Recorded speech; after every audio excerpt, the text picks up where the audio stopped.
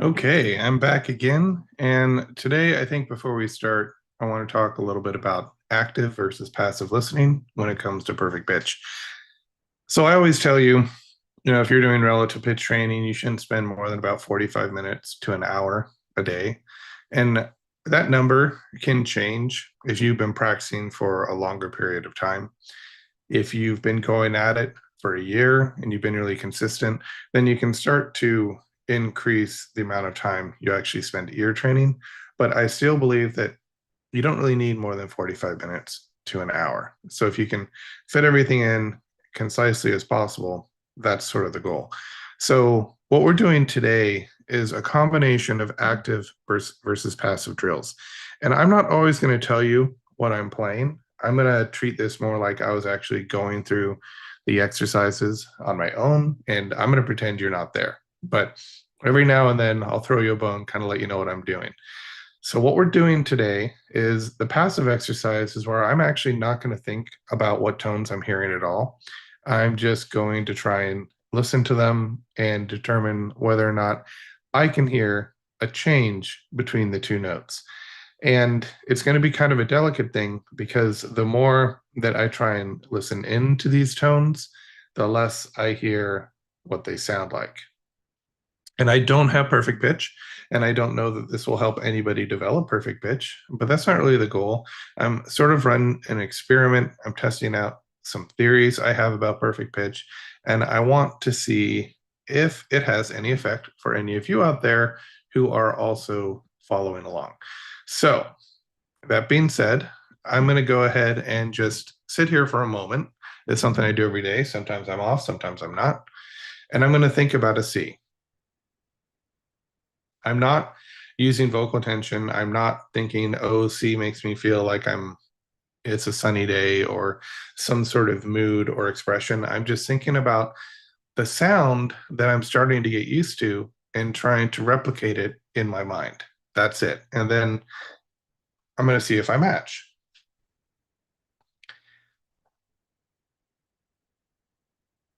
Mm, mm. Yeah, so I was a little bit off there, which is to be expected. The whole thing here is to slowly acclimate the mind. There's something I want to talk about eventually. It's the research on repetitive listening to the same notes over and over again. So that's something that we're going to talk about in one of these sessions, but it'll be a little bit more prepared. And I'll give you some research studies, things like that. Okay, so now that I have my C and I have confirmed that I do not have perfect pitch, I'm going to close my eyes and I'm going to hover my fingers over C, D, and E. And even though I'm going to know what note it is simply by pressing the key on the piano, I'm still going to go ahead and try and forget that I know anything. And I'm just going to try and listen to these sounds in whatever way seems right to me. So I'm going to go ahead and do this for a while. I'm not going to talk. I'm just going to be listening with my eyes closed and trying to get to kind of a calm state where I'm listening to these tones almost from the side. It's like I'm not directly looking at them. I'm not directly thinking about them. I'm listening almost from the side, kind of as something in the background, and the meditation is actually the more important aspect of this.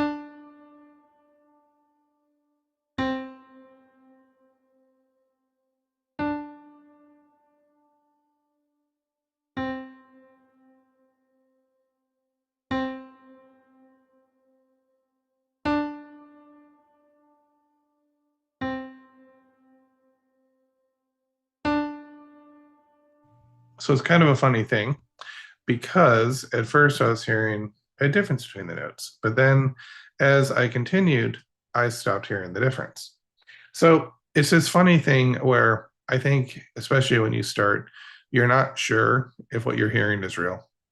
I know it's real because I've been doing this for long enough that there are certain notes on the piano that always kind of have the same texture.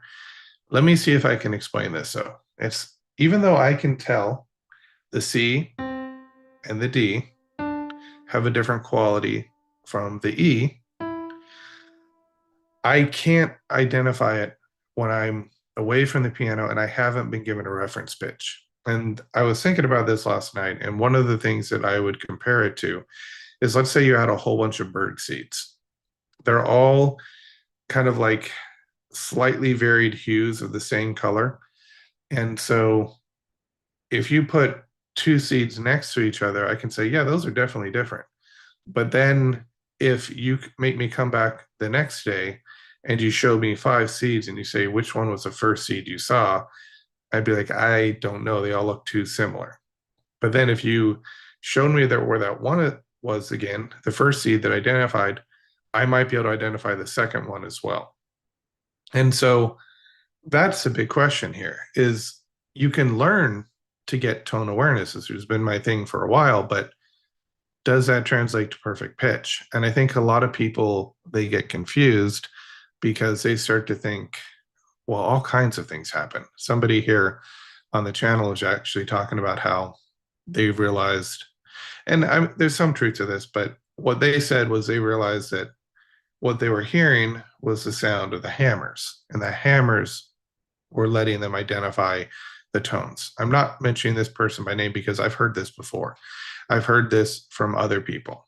And even I have experienced it when I was just trying to listen to tones and doing the typical perfect pitch stuff.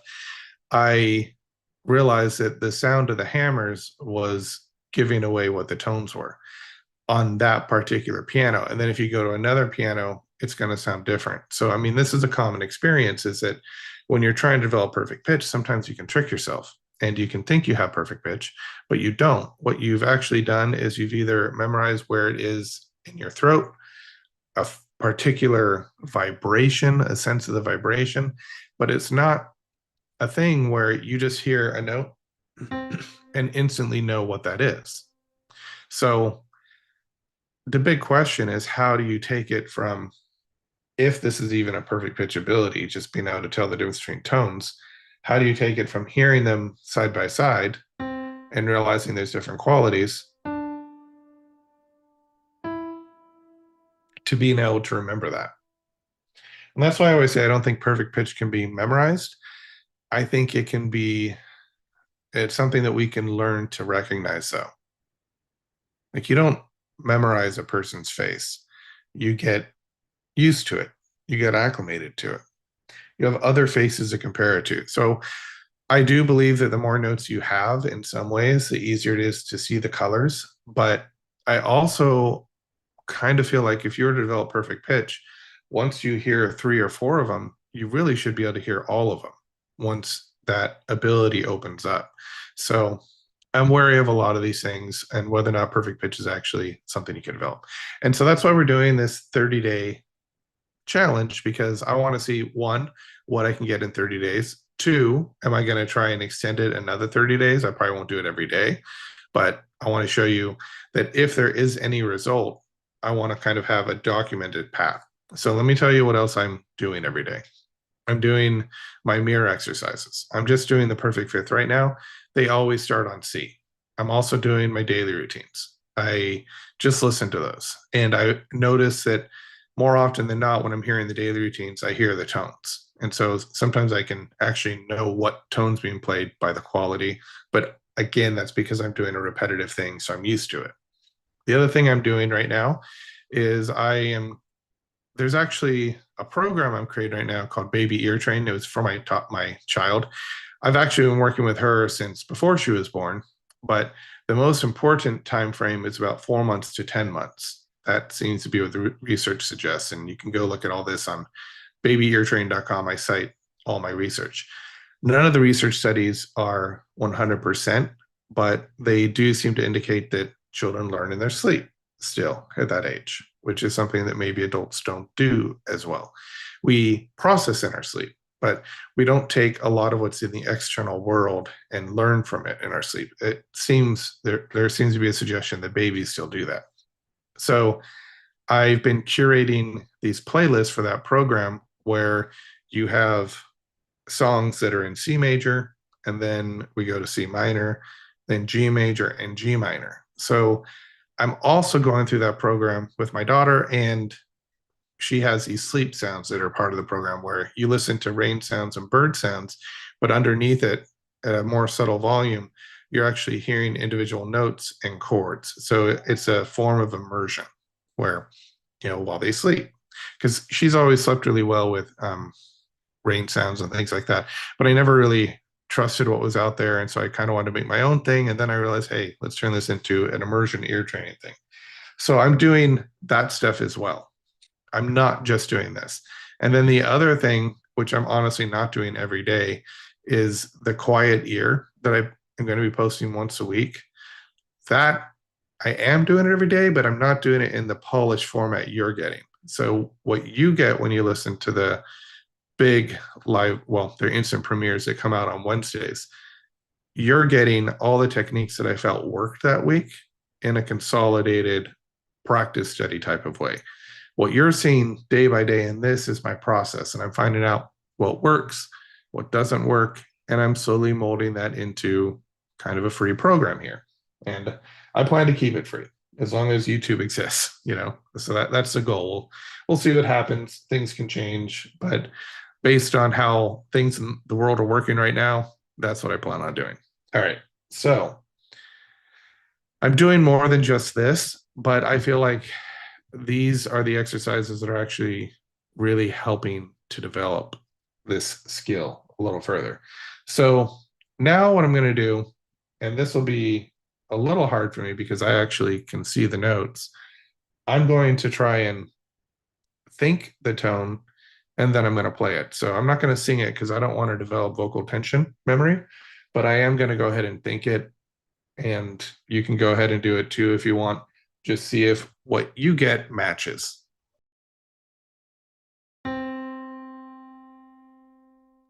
So I'm not going to say the names of the notes. We're going to keep this really quiet so that I can actually kind of do this in a meditative way.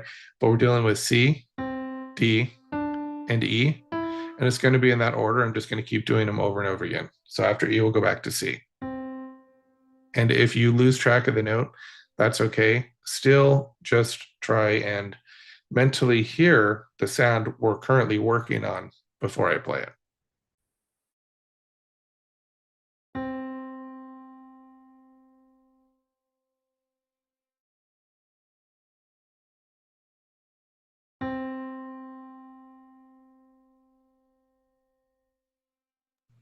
I will say one thing.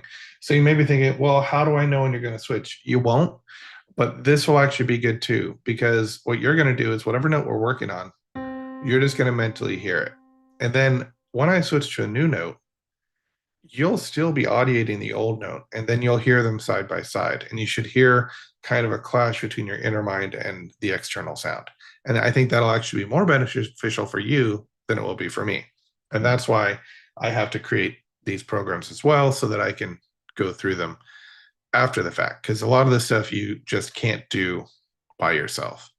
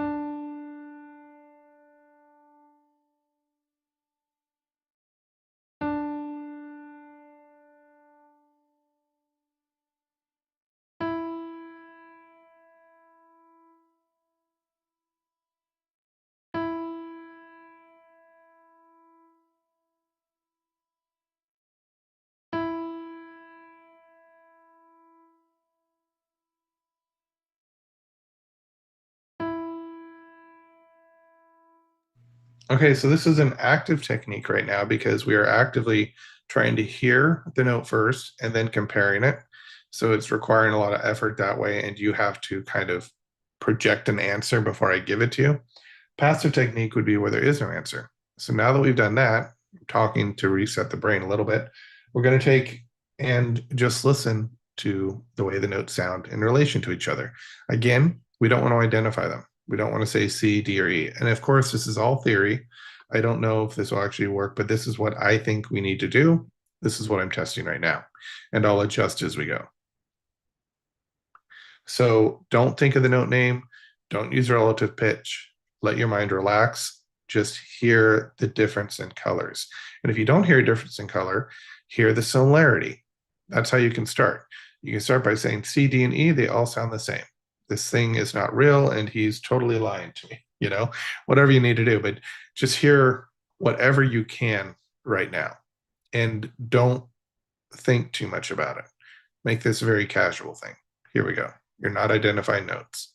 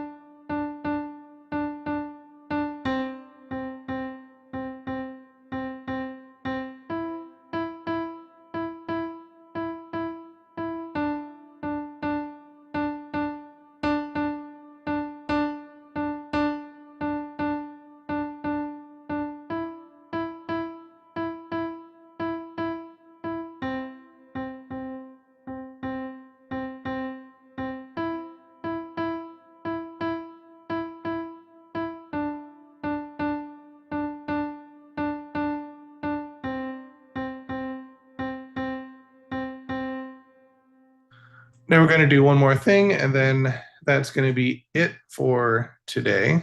I'm going to do harmonic intervals. And so I'm not going to tell you the answer. And it's going to be less effective for me because I can actually see the answer and I can feel it on the piano when I play it.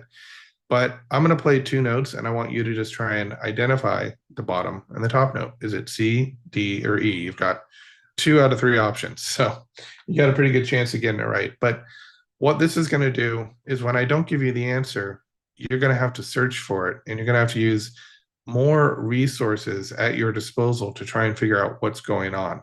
And it'll always be a little bit uncertain. You're not necessarily going to know if you got it right. So let's go ahead and do this.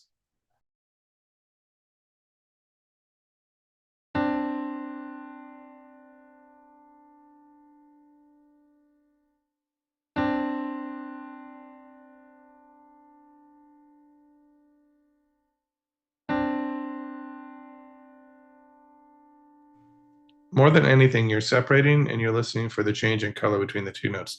Boom. You might even hear that in the middle of it. What's the difference in tone color? That's what we're listening for.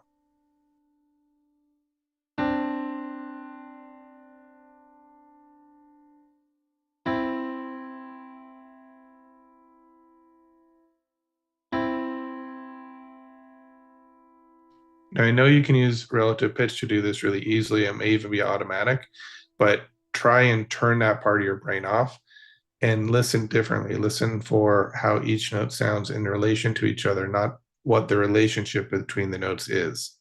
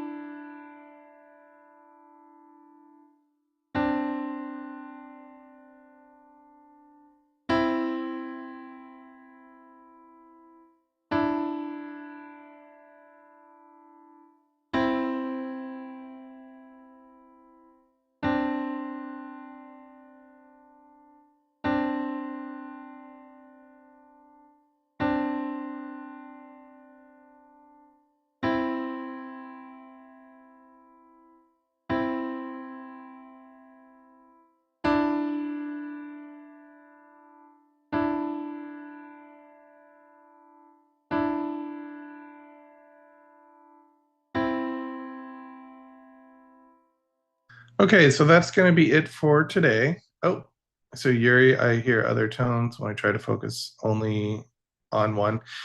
Is that, I don't know if you're going to get this in time, but is that when I'm playing two tones at once that you hear other tones when you try and focus only in on one? It could be that you're hearing some of the overtones. You could be hearing some feedback even, but I would say that's not uncommon. I mean, so if I play these two tones,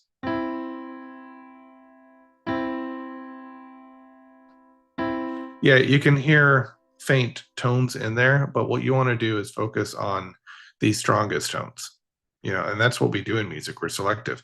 Part of this training is going to open up your ear. So even if you don't develop perfect pitch, I still think this type of training is very useful because this is the training I would use to get people to be able to hear into chords, to hear seventh chords, ninth chords, modified chords like chordal harmony, quintal harmony, secundal chords, non-traditional tertian harmony, all these things. So Yuri, I would say if you're trying to recall just one note and you're hearing other tones, then that's an opportunity to focus more on the single tone. Try and eliminate those other tones and get to the root of what you're actually hearing. Now, if you're adding those tones in and they're not part of the texture, that's one thing. You want to avoid that. But if you're actually hearing them as part of the tone, if I just play a C and you hear something else going on in there, You hear other tones, that's fine. That's just hearing and replicating everything on the keyboard, which is what you're supposed to be doing. So I wouldn't worry about that. I think that's a good thing because what we're trying to do here, if nothing else, if we don't develop perfect pitch, we're trying to teach our ears to listen more finely into the music.